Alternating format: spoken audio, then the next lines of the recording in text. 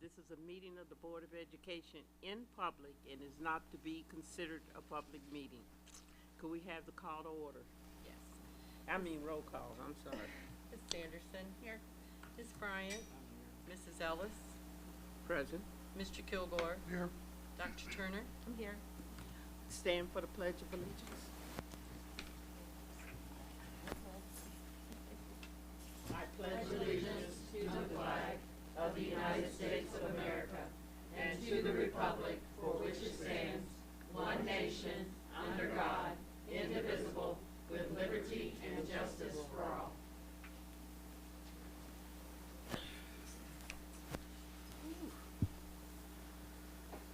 Okay, we're gonna do the executive session.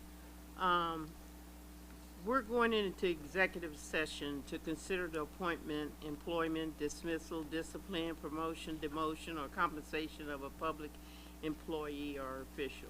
We ain't gonna be there long, right? Okay. I cannot see that clock. It's a glare. We need the motion and the vote.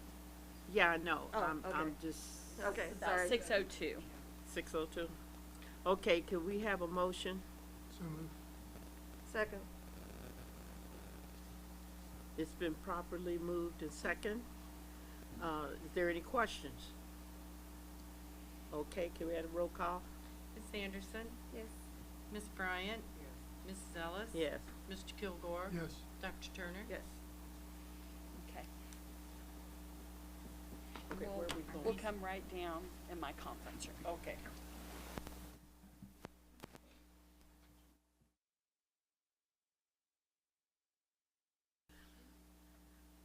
We came back in 7:02. Well, you need to put that on there, don't you? Yes. Okay. Okay. Is any changes that you'd like to make to the agenda? Is it okay, everybody? Okay. I'll have a motion to accept the agenda for the March 21st meeting, regular meeting of the board. So moved. Could I have a second? Second. Are there any questions? Okay, could you have a roll call? Ms. Sanderson. Yes. Ms. Bryant. Mrs. Ellis. Yes. Mr. Kilgore. Yes. Dr. Turner. Yes. Okay. All the board members have received the minutes in advance, and I want to take and have a motion to accept the minutes of the regular meeting held on February the 7th, 2022. So moved. Second. Was that you, Julie? Mm-hmm.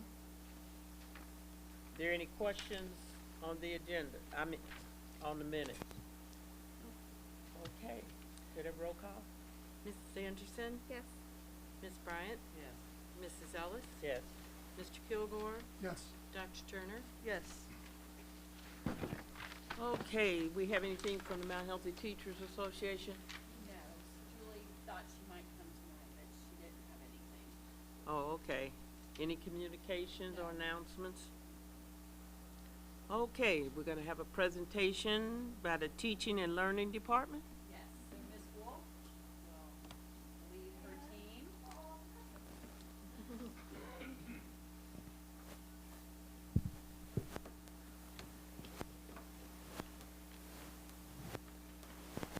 I promise to try and talk fast. I can tell you that it's not something I do very easily, so they're going to actually time me, but my time doesn't go too long.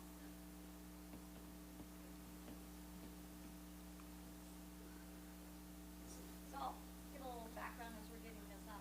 We're going to ask you to adopt some curriculum later in the meeting, so we thought we should give you information about it and why we think we need this, kind of the direction that we're going for both literacy and math, because they're both being run. I'm getting fancy.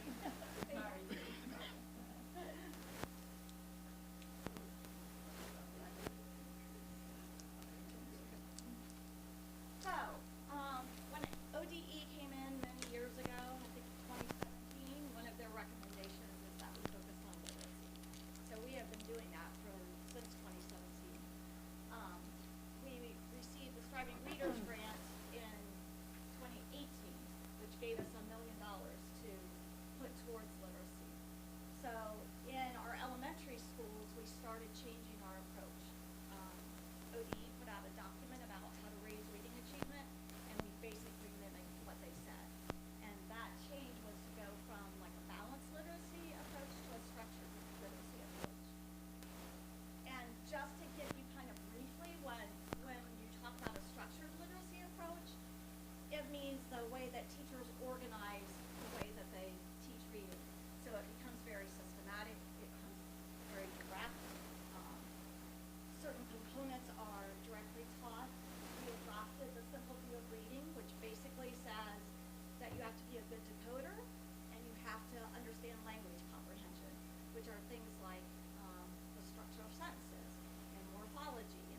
vocabulary and background knowledge.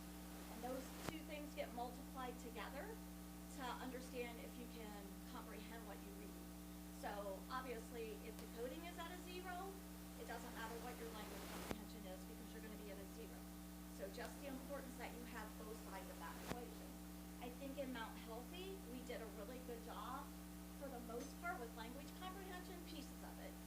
But we hadn't done a good job previously of like phonics and phonological awareness instruction, which is on that decoding side. So all the money from Striving Readers Grant, and then we got another $1 million from the CLSD grant, all of that went to buy kind of the missing pieces from our curriculum for the decoding side. And then also, more importantly, also more importantly then, we gave the teachers a lot of training. And one of the trainings that we gave them was something that people really wanted to bring to the district years before. For those of you that know Lynn Jones, when she was here, wanted to bring letters to the district, and we just didn't have the money. So the grant really allowed us to train K through 6 teachers really well to shore up that side of the equation, which is typically more K through 6.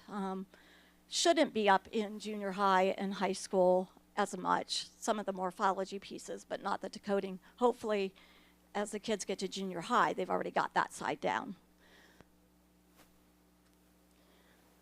Then the other thing that we learned is on that language comprehension side. I think intuitively we knew vocabulary was important, but for students in poverty, it's really important because a lot of times your vocabulary is determined by not the language that you're around, but language that's directed directly at you. And we know a lot of our parents are working hard. Some of them have 2 jobs. So that ability to expose the kids to as much vocabulary may not be there. So that's something really important that we've been know we have to work on. And then the newer thing that we didn't realize is there was a baseball study done. And what they did is they took a bunch of kids, I think junior high kids, and they had them read a passage on baseball. And there were 4 different groups. There were kids that were really good readers and knew a lot about baseball. There were kids that were really good readers and knew nothing about baseball. There were kids that were struggling readers and knew a lot about baseball, and kids that were struggling readers and knew nothing about baseball. So obviously, the kids that did the best, they read, they gave them this test to see how well they comprehended what they read. Obviously, the kids with a high reading ability and knowing baseball did the best. Who do you think did second best? What would be your guess? Yeah, high reading ability, low knowledge. No, that's not who did best. The ones, because that's what I thought, everybody that was reading this book, that's what everybody thought. The kids that did best, second best, were the kids that had the low reading ability, but a lot of knowledge about baseball. And there you can see it. So these are your highest, and those are your low readers. And so what this research really said is that it's less about your reading ability and a lot more about what your background knowledge is. You know, and I think of that, if I picked up, I don't know, a physics book, I probably would not do very well, and I'm a very good reader, but that's just, I have no basis for that. So that's kind of what they were showing. So as we talk about the curriculum we want to adopt now, today, for reading, we're going with a different approach. Instead of your typical basal reader, we're going with something that really works on building students' vocabulary and their background knowledge and their writing. And then the next thing, how am I doing on time? Oh, we forgot to time me, sorry. Then the next thing, Brock is going to talk about math, and I wanted to talk about that because we really know that we need to change our approach to math. If you look at our math scores, our students are not doing well across the district. And even this year, there is data that I can show you of how our kids are growing in reading. Some of the kids 200% more than we thought they would grow. That's not happening in math. And we really believe it's because of the curriculum we're using. We went in and observed some classrooms, and some of, honestly, the best teachers in the district who are following that curriculum to the T, even their students are not doing as well. So we were lucky enough to have someone reach out to us at the beginning of the year from Ohio, from ODE, and instructional partners, and said, hey, we hear you guys are piloting. Would you like a partnership with us? And we'll help you select some materials. They talked to us about the importance of high quality materials. So one of the things that they showed us is that 47% of kids never get any cohesive curriculum, K through 12. And that's not at Mount Healthy, that's just across the nation. And then as you go down, only 8% prepare kids to be college and career ready.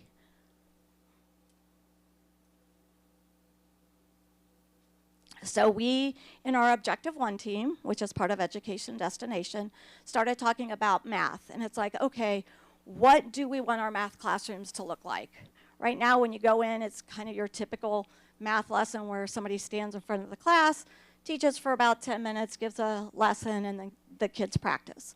And we're like, what would we like them to see? So those are some of the things that came from teachers, not from teaching and learning, but from teachers that they would like to see their math classrooms be. So again, I'm going to hand it over here in a minute for Laura and Brock to talk about what we're looking at, but our math that we're looking at is going to be much more interactive. It's going to be much more peers talking to each other to solve problems, real world, to make it relevant for them, and not just kind of a sit and get approach, to have it much more interactive with our students. I will hand it off to the experts. So that's like a perfect segue, because really we got lucky in the partnership that we had with instruction partners. Although it's under the guise of math, it really kind of helped solidify our process that we were already going through with ELA. And that for our district is based on board policy 2510.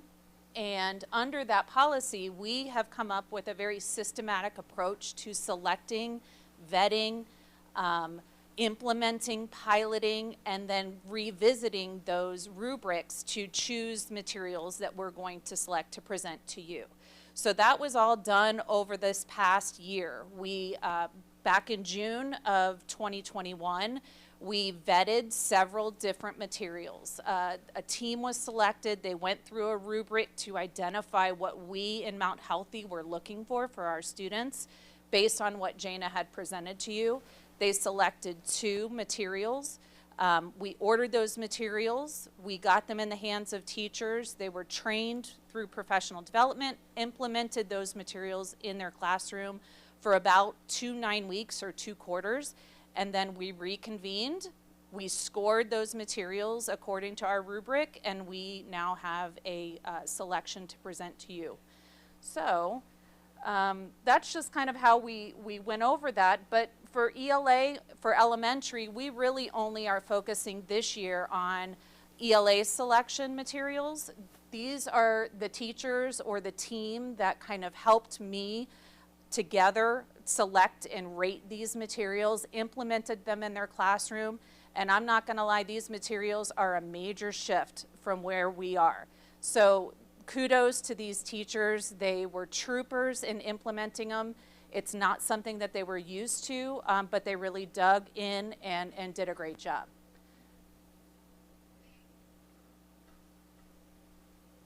So our choice for elementary, we did 2. We did one called EL Education and one product called Wit and Wisdom.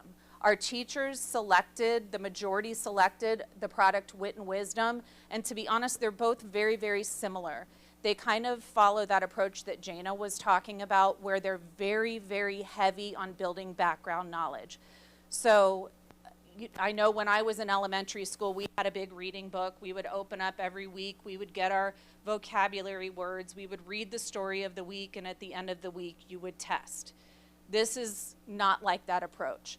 This approach is very thematically based. You start with a big idea, let's say the idea of love. The students have 2 anchor texts, real novels. They're culturally diverse, they're relevant.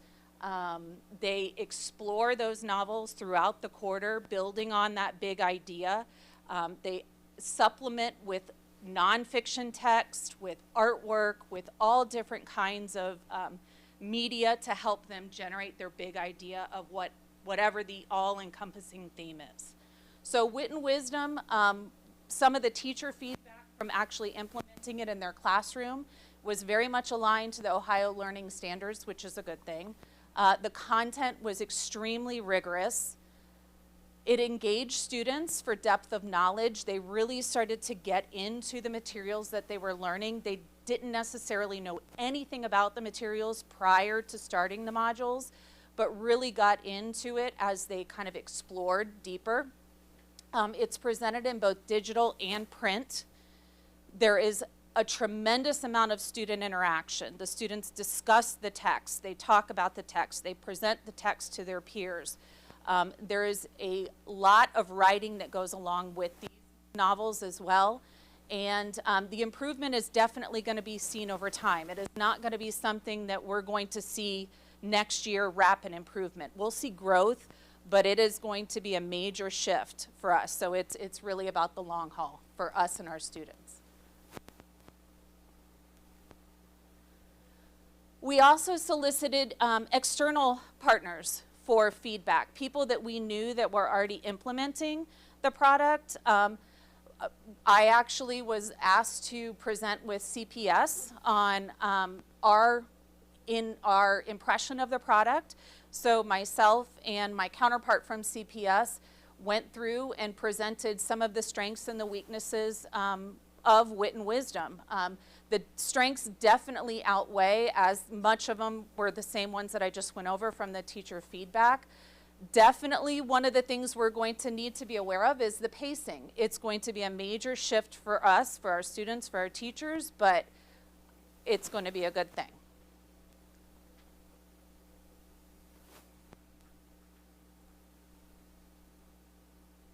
And then this is just the final vote. Over close to 70% of the teachers that implemented Wit and Wisdom definitely chose, and it was a 50-50 implementation. So even though half of the teachers piloted the other product, it was overwhelmingly a majority for Wit and Wisdom. And with that, my counterpart Brock. Thank you. We had the pleasure this year to do both ELA and math in junior high. That typically wouldn't be the case. We'd made the decision last year to not pilot ELA because of all the concerns and all of the instructional disruptions that were occurring with COVID.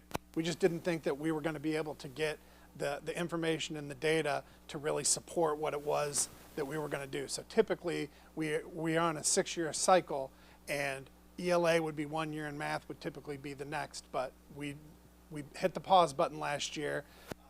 We really took a lot of feedback from teachers who said, hey, this is not the right time. There are too many variables going on. Let's just pause for a moment. Similar to Laura, I wanted to post junior high staff that participated. We had administrators, instructional leaders, department heads, and both classroom teachers and intervention specialists. We had the benefit of the junior high of all of our ELA and math teachers are in a co-teaching setting, with the exception of our gifted teachers. So they're, for instance, Miss Starline and Miss Gilligan spend 6 bells a day together teaching 7th grade English. Mr. Yorty and Mr. Elrod spend a day together teaching 7th grade math. So we were able to really dig into it from both a content specialist perspective, but also that perspective of an intervention specialist. So the junior high teacher feedback, similarly with Wit and Wisdom, which is great that it's going to be a K-8 adoption. So some of the things that were similar to what Laura said about alignment, rigorous content, teachers talked about authentic learning opportunities. really giving kids an opportunity to engage each other in relevant, high-interest texts.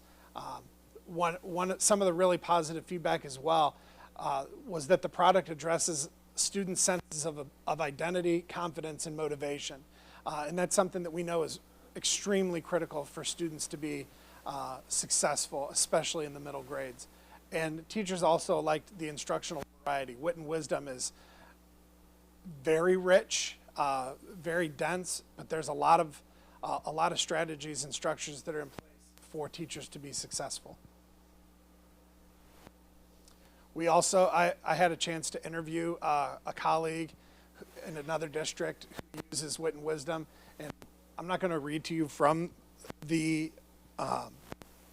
slide, but similar to what Laura said, again, the cultural relevance was very important to us, and the accessibility.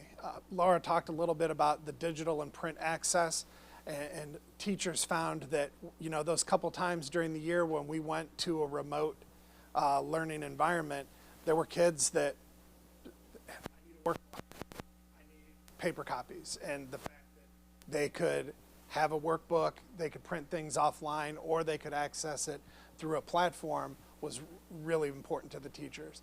And again, like Laura said, lots of teacher planning, and it's a deep implementation process. This is going to be something that is not only shifting a product, it's shifting a mindset for instruction. Similar, again, to Laura, we had half of our teachers pilot Wit and Wisdom, and half of our teachers pilot a product called StudySync ELA by McGraw. And all of the people that participated in the survey, regardless of what product they piloted, they all preferred Wit and Wisdom based upon the feedback. We had very regular meetings where we talked about what the strengths and weaknesses were. We had professional development where they learned about the platforms as well as the content, and the teachers unanimously selected Wit and Wisdom to present to the board for adoption. That takes us into math. And again, we had 2 pilot programs for math. Illustrative math was one program. The other program is called Core Curriculum. It's by a company called Mid-School Math out of New Mexico.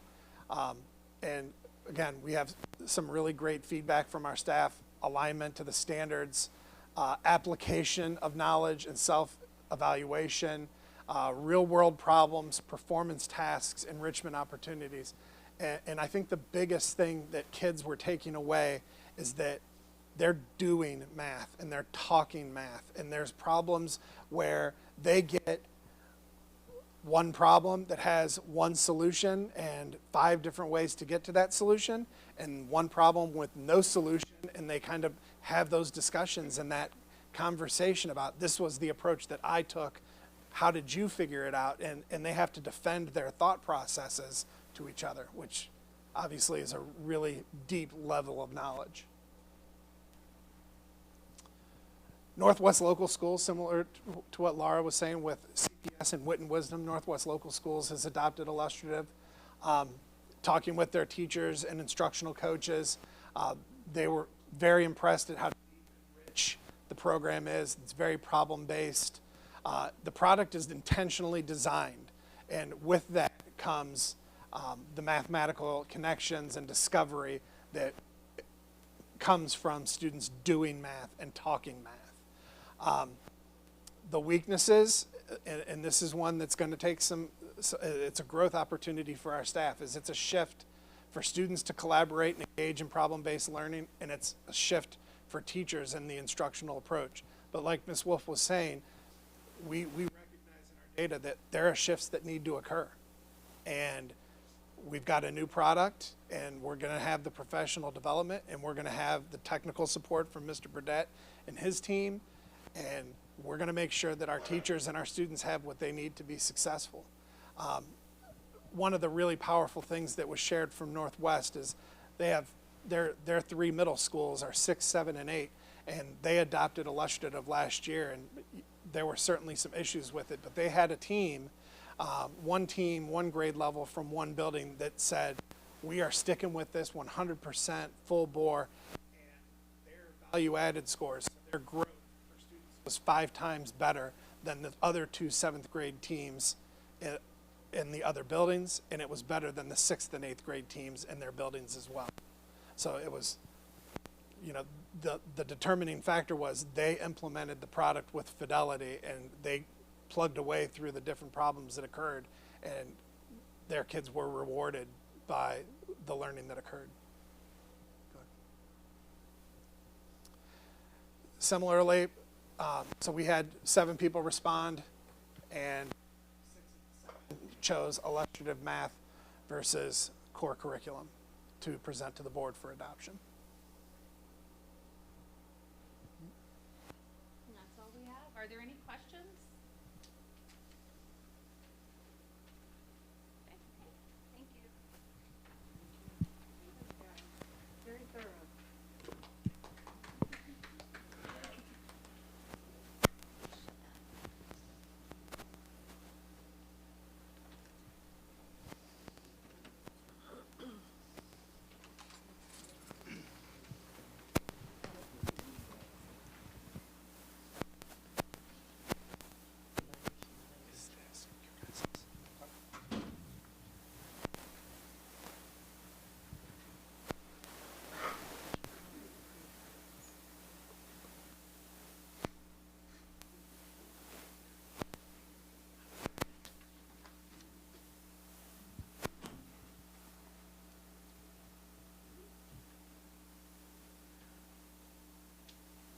Okay, thank you very much for the presentation. Oh, the next is me. Okay. The Great Oaks, board meeting was on March the 9th, and the 22-23 school calendars were approved. The board of directors approved the school calendar for high school classes at Diamond, Laurel, Live, and Scarlet Oaks, as well as adult education. Awards and honors.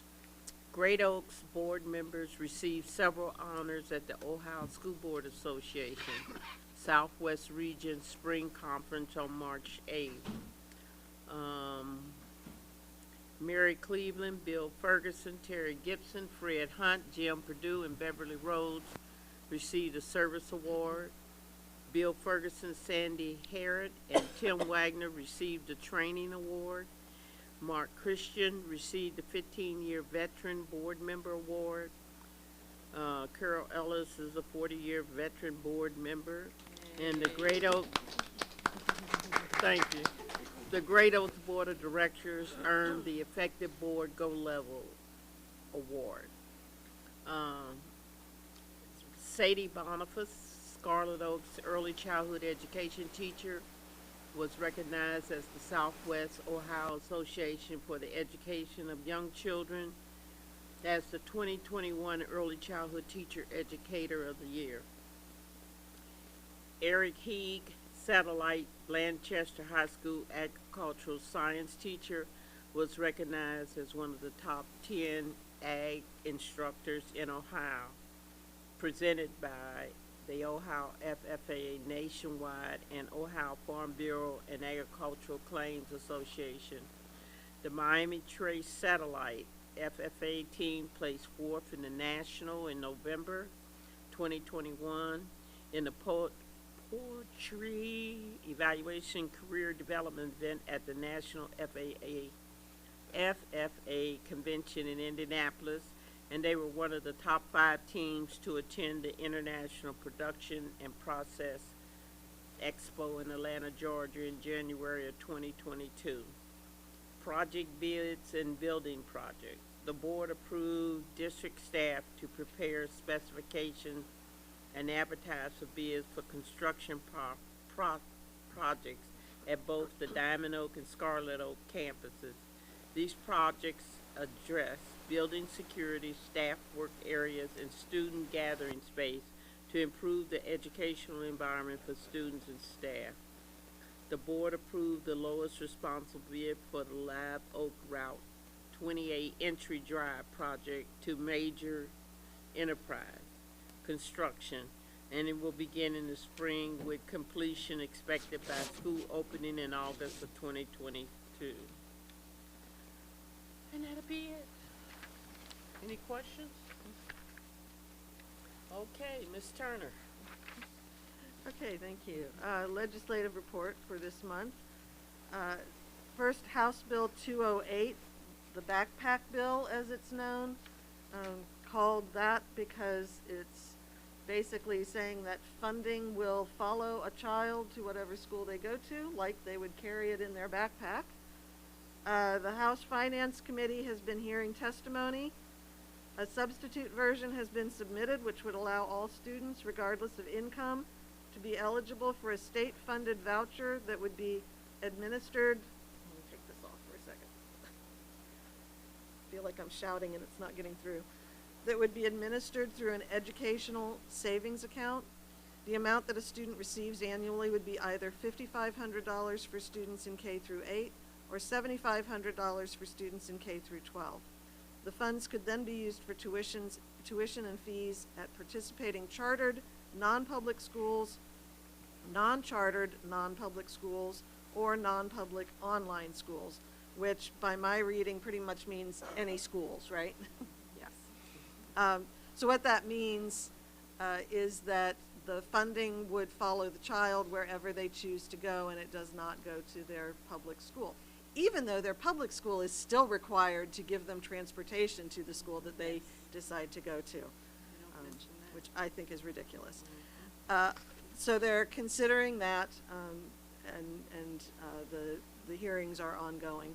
House Bill 51 has been signed into law by Governor DeWine. It allows a public body, including a Board of Education, to temporarily meet remotely until June 30th, 2022. So I guess because of the COVID surges, we could go back to remote meetings, not for very long, but if we wanted to.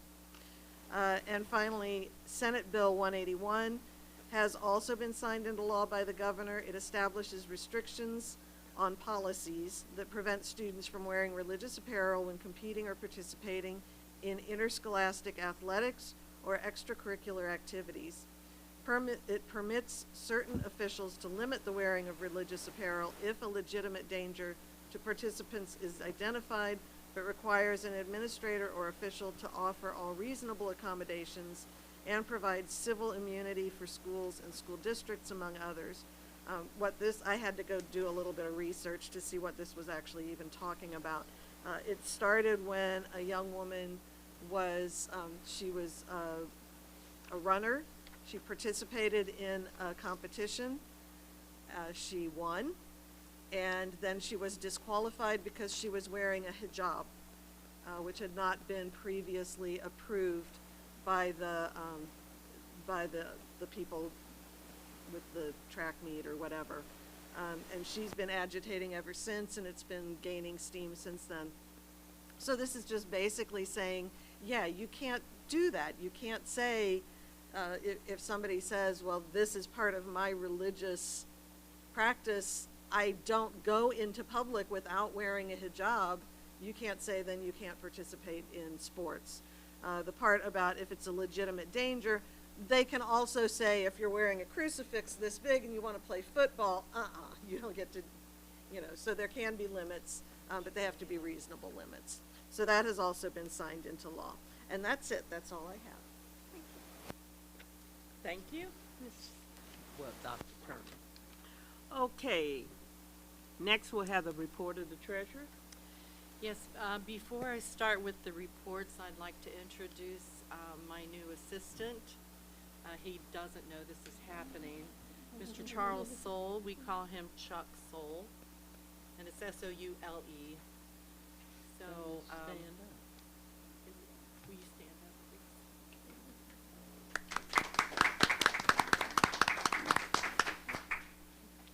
We're very happy to have him on board.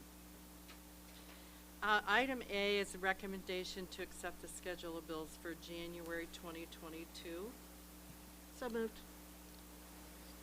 Could I have a second?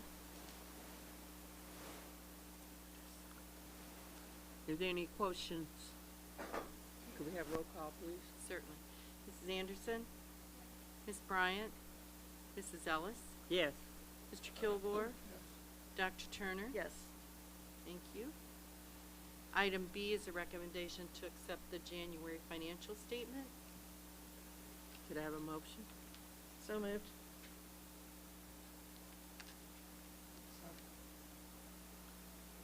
Are there any questions on the motion? Could we have the roll call, please? Certainly. Mrs. Anderson? Ms. Bryant? Mrs. Ellis? Yes. Mr. Kilgore? And Dr. Turner? Yes. Thank you.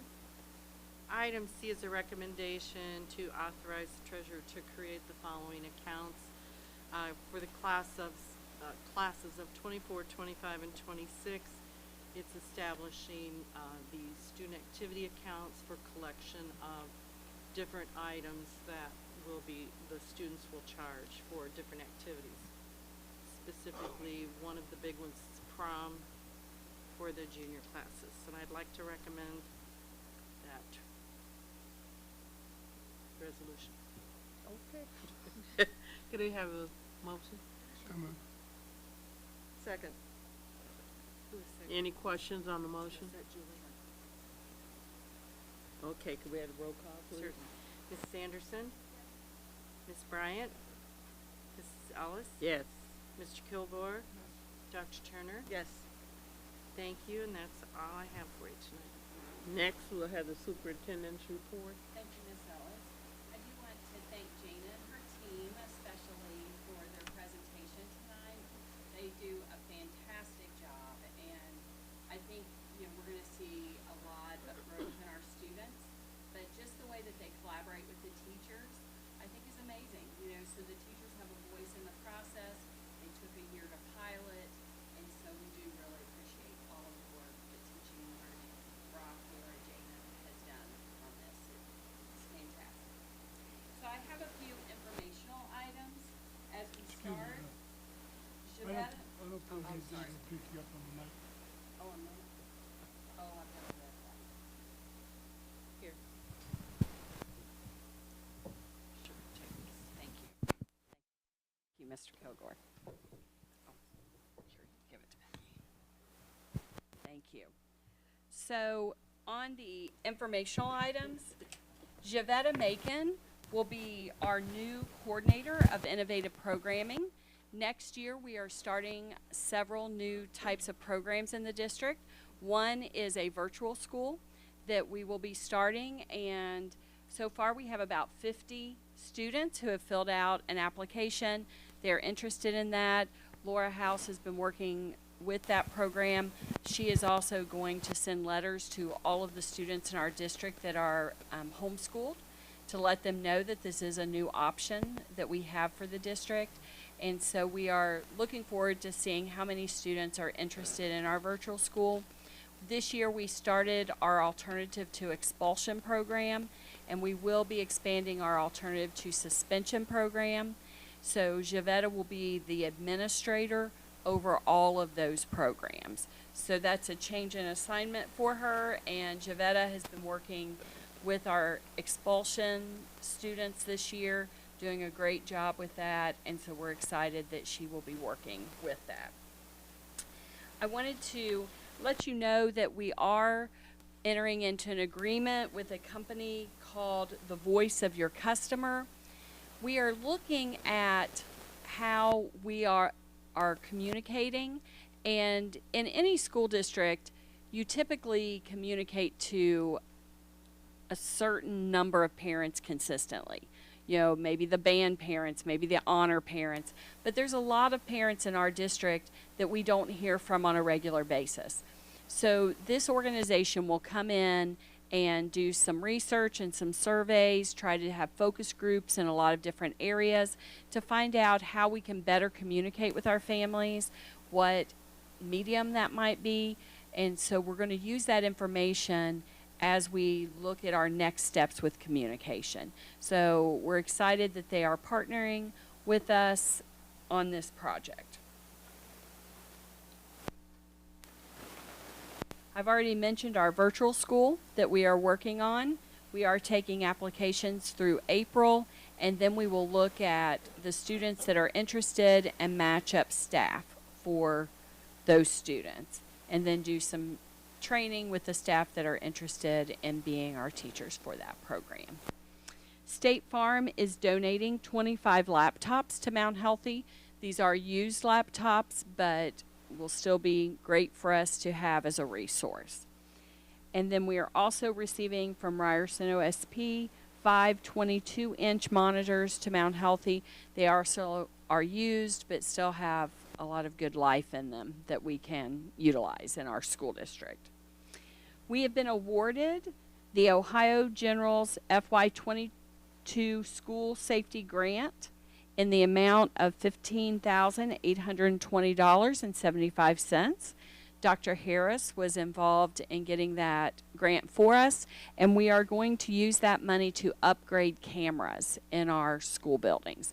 So the cameras that we have are fairly dated, and so we applied for this grant with the hope that if it was received, we can use that money to upgrade the cameras and not have to take that money out of general fund.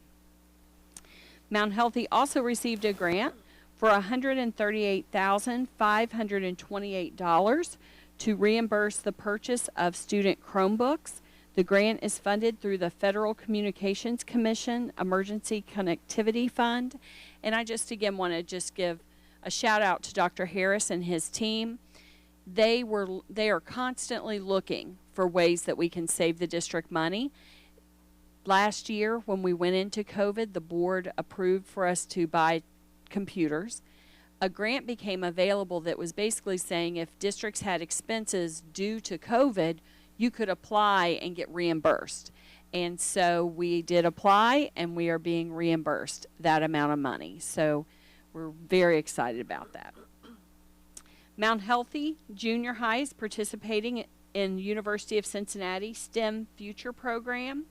It's an after-school program that will provide academic review and enrichment in math, English, language arts, and will enhance social emotional learning skills in response to the learning gaps that were created by COVID-19. The program is hands-on. It has a hands-on curriculum that utilizes things like 3D printing machines, trips to local STEM businesses, and organizations that actually specialize in 3D printing.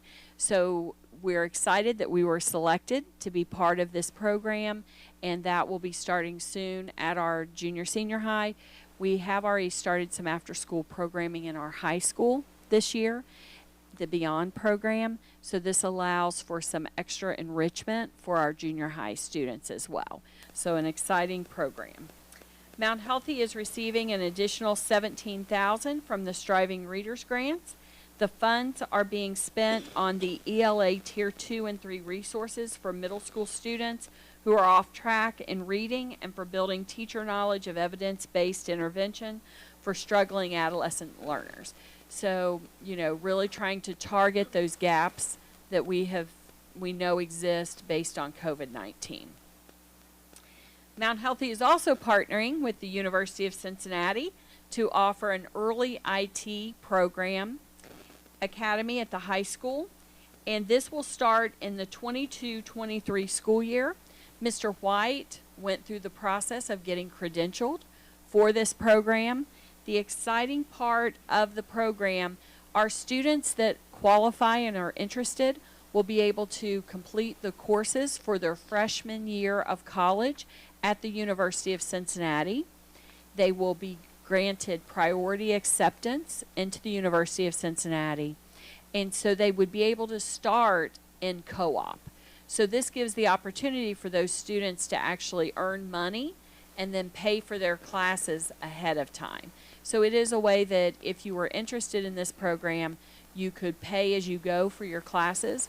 If the students received Pell money or a scholarship or something like that, that would be money that they would earn in their internship program that they could use for housing or anything else that they may need. So the other exciting part of this, when they earn their degree at the University of Cincinnati, they will be earning their undergrad and their master's at the same time. So it's a great opportunity for our students, and we are thrilled that we have been accepted to be part of this program. The ribbon cutting ceremony was held March 31st at Mount Healthy Park to celebrate the launch of Mount Healthy Smart City. So we've been working for this for a while. The board has been very supportive. We are so excited about this. The governor's office will be coming down, and this is phase 1. It's a partnership between us, the city of Mount Healthy, and Cincinnati Bell. If you recall, Lori Daniels was instrumental in getting a large donation to help pay what the school would have had to have paid our share of it. But once this launches, everywhere where Optics is laid in our district, you will have the option of having free Wi-Fi. So it's very similar to the airport, and you can log on and have that access. This is instrumental for some of our students that live in apartment buildings in our district, that they no longer have to go to someone else's house, or we don't have to provide. Mr. Burdette gives them Khajiits and other hotspots to try to help them have the resources they need. But this is an obstacle being removed for our students to be successful. And so we're very excited. We would invite everyone to come out to the ribbon cutting on March 31st. And there will be another phase. There are parts of our district that we have to lay cable because Optics was not more up towards the interstate. So they are going to be laying cable, and we're going to be continue working on phase 2 to connect the areas that were not previously, or that did not previously have access to Optics. Yes. On that, now the money we got donated, is that gonna help pay for that, or do we have to not do that now? No, it will pay. After all, we had a lot of different things. We got grants. We had other money. Originally, it was going to be about $1 million. At the end of the day, we still owed about $400,000, and we were evaluating whether, how much do we spend on hotspots for students, and Lori was able to get a donation from Ohio Broadband for the remainder. So the school district didn't have to put out any money for that. So that was just fantastic with everybody who's been working, and it'll be a great benefit to our district. So 2 o'clock on the 31st, if you're available, we would love for you to come and join us. The grand opening of the school-based health center is it's located at Mount Healthy High School. This will be officially opening in the fall. We had a soft opening right before spring break, more so just having people come in and look around, look at the center. There will be a big official ribbon cutting at the start of the next school year, but it is functioning, and they are trying to work out the kinks as we end the school year, so next year everything will be ready to go. But the facility is beautiful. If you are at the high school, please go down and see it. Again, removing obstacles for our students. A lot of our students have challenges getting health care. So right now it's going to be at the high school and very accessible to our students. So we're excited about that as well. And Dr. Harris and his team worked with them. The Health Connections, they did get a grant, and that helped to provide for us to have that. Item B is the recommendation to adopt a new proposed school calendar for the 22-23 school year. The teacher in-service days will be changed, and we just wanted to let everyone be aware of that we have 185 days in our calendar.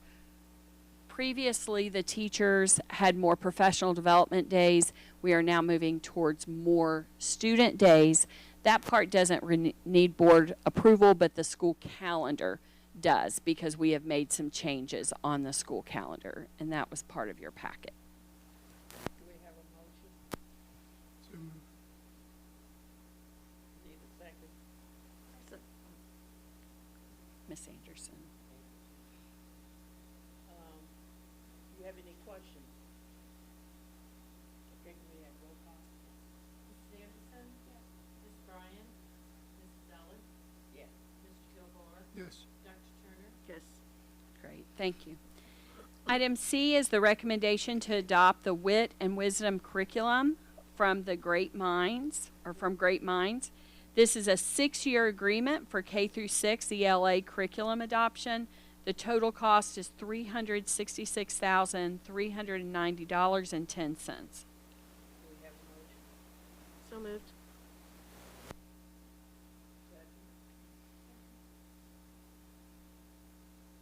Any questions? Can we have roll call, please? Anderson? Yes. Ms. Bryant? Mrs. Ellis? Yes. Mr. Kilgore? Yes. Dr. Turner? Yes. Thank you. Although if it wasn't for that 10 cents, I don't know. I know. I'll donate that. Yeah. Item D is the recommendation to adopt the Wit and Wisdom curriculum from Great Minds. This is a 6-year agreement for 7th and 8th grade ELA curriculum adoption. The total cost is $104,312.05. Do we have a motion, please? So moved. Second? Any questions on the motion? Okay, can we have roll call? Mrs. Anderson? Ms. Bryant? Mrs. Ellis? Yes. Mr. Kilgore? Yes. Dr. Turner? Yes. Thank you. Item E is the recommendation to adopt the illustrative math curriculum from McGraw-Hill. It's a 6-year agreement for 7th and 8th grade math curriculum adoption. The total cost is $59,574.88. Can I have a motion? So moved. Second? Any questions on the motion? Do we have a roll call, please? Anderson? Ms. Bryant? Mrs. Ellis? Yes. Mr. Kilgore? Yes. And Dr. Turner? Yes. Thank you.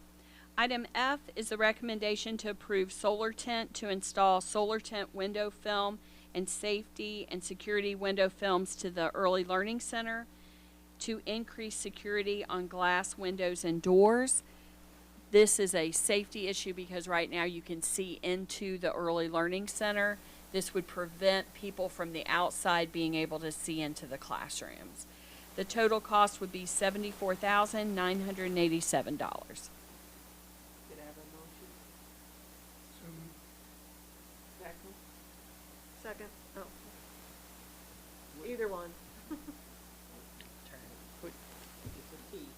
Okay, okay. Okay, any questions on the motion? Do we have roll call, please? Ms. Anderson? Ms. Bryant? Mrs. Ellis? Mr. Kilgore? Dr. Turner? Yes. Thank you. Item G is the recommendation to reimburse Peterman half of the cost to install new cameras on the bus fleet.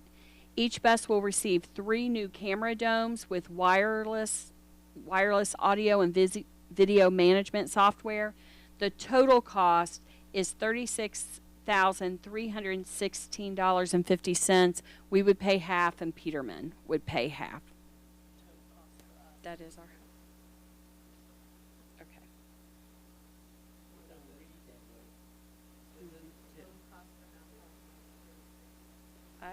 That's, we're, we're scared. Gary, can you speak to, I thought the total cost was $36,000. That's the total cost that we will reimburse students. They're paying it all upfront, and then we will reimburse the student half of that. We could, oh, so it's more than. Okay. Okay. Okay. Okay, can we have a motion? So moved. Could I have a second? Any question on the motion? Okay, can we have a roll call, please? Ms. Anderson? Yes. Ms. Bryant? Mrs. Ellis? Yes. Mr. Kilgore? Yes. Dr. Turner? Yes. Thank you. Item H is the recommendation to approve energy optimizers to install the ceiling grid and tile on the first floor of central office. They will also adjust the surveillance camera and fire alarm devices below the new ceiling tile as required.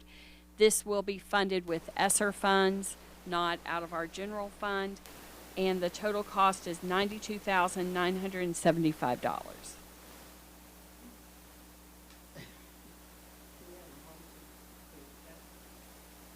So moved.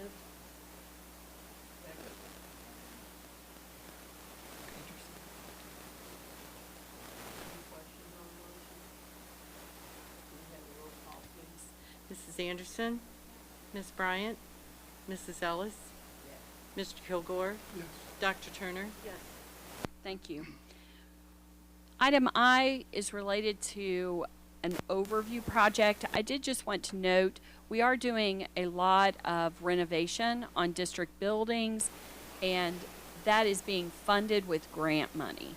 So we will be highlighting that and as we do these projects, but this would be a recommendation to approve Emerson Design to provide professional services to oversee building permits and completions of renovations at central office, culinary arts at the high school, the junior senior high, and the potential renovations for an alternative to expulsion program.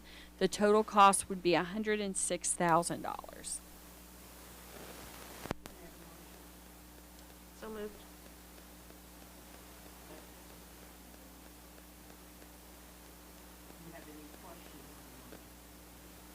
Is that all one grant, or is that like a compilation of a bunch of different grants? Or? It's one. It's coming out of our ESSER money, and this would allow them to come in, do a study, draw up plans, develop the actual cost of the renovation, which we would then bring to the board to look at all of the different options and make decisions on which renovations you feel would be most beneficial to the district. Mrs. Anderson? Ms. Bryant? Mrs. Ellis? Mr. Kilgore? Yes. And Dr. Turner? Yes. Item J is the service agreement with Robin Nguyen. She is our gifted education consultant for Mount Healthy for the 22-23 school year up to 115 days at the rate of $740 per 8-hour day.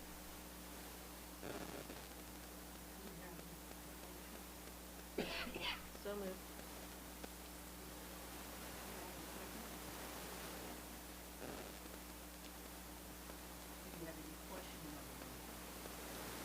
I assume that's a fairly typical rate.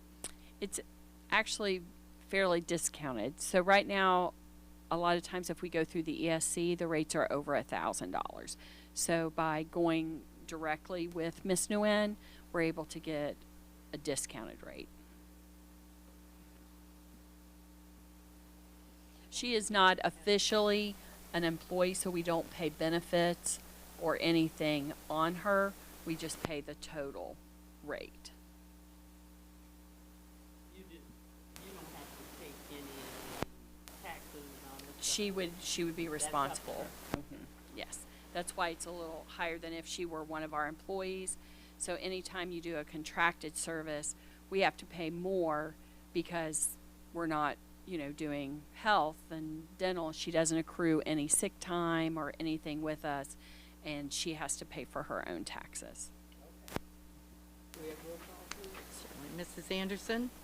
Ms. Bryant? Mrs. Ellis? Yes. Mr. Kilgore? Yes. Dr. Turner? Yes. Item K is the recommendation to enter into a service agreement with Celine Quinn for student engagement during the 22-23 school year. The total cost is $60,900, and Celine has been working with our students on performance poetry and other expressions of the written and spoken word. Matter of fact, we just had a student that placed second in state, and so that was based on her work, so we're very excited about that. So moved. Can I have a second? Any questions?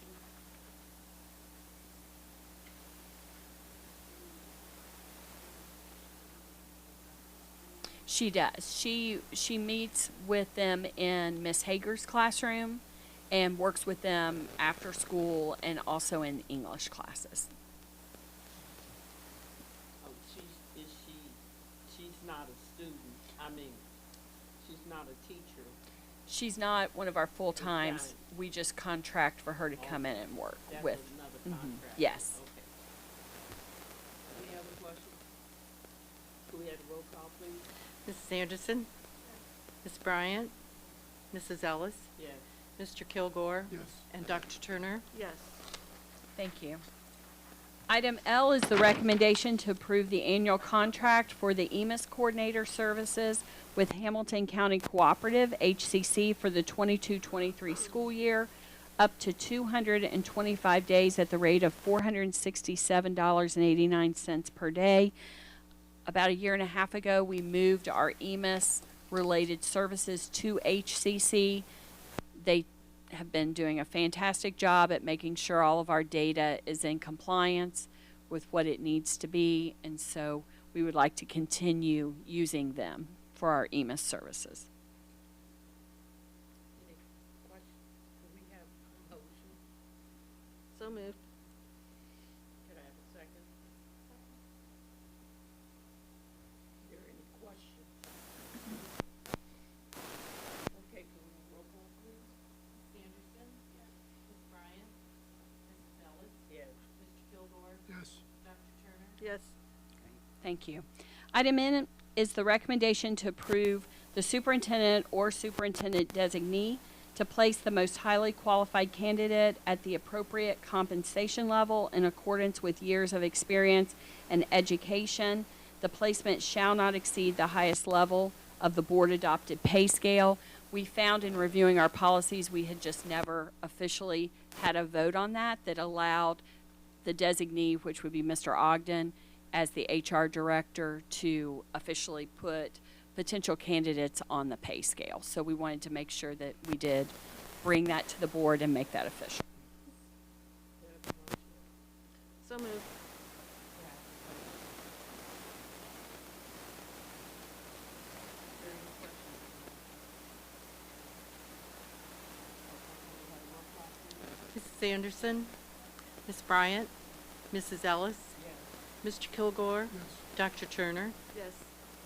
Thank you. Item N is the first reading for recommended Mount Healthy Board of Education bylaw and policy changes.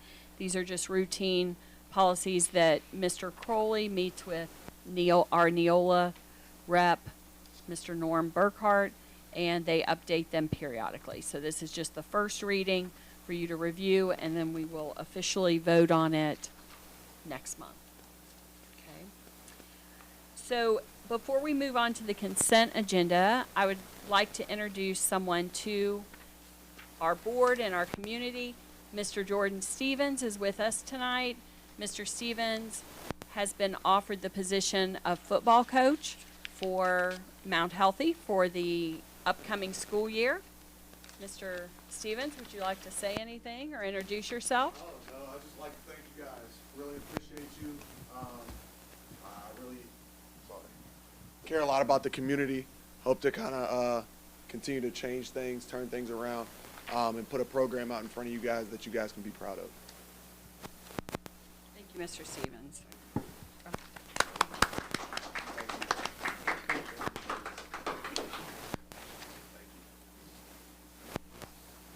Where's his name? Mr. Stevens. Here is the name and attachments. Having a meeting for the community as well as parents tomorrow at 6 p.m. at the high school auditorium. Okay, great.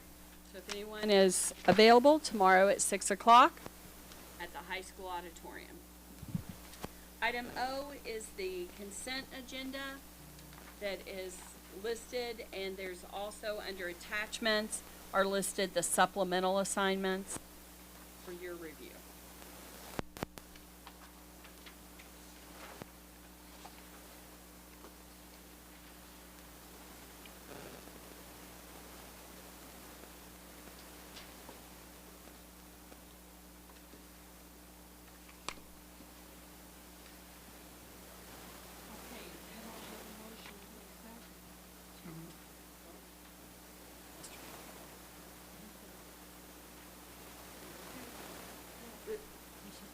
Mr. Kilgore?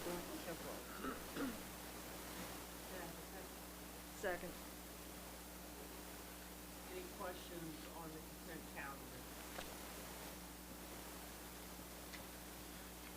There being none, you have roll call. Mrs. Anderson? Ms. Bryant? Oh, Mrs. Ellis? Yes. Mr. Kilgore? Yes. Dr. Turner? Yes. Thank you. And that's the end of my report. Okay. We'll jump to 13, open discussion. Does anybody have something they want to discuss? Okay.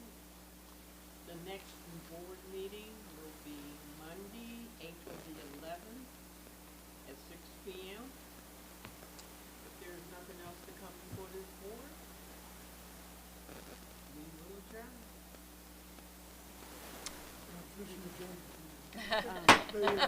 So we're just claiming it? We Just- we We're need a just motion. claiming you're not voting or doing the motion, or, you don't have to. It's I fine. just said, I'm asking if there was anything else to come before the board, that's Okay, all. all right. Nobody has anything to say? Okay, who wants to move? So moved. Who wants to Second. second? Okay, all in favor? Aye. Opposed? Anybody opposed to going home? Okay.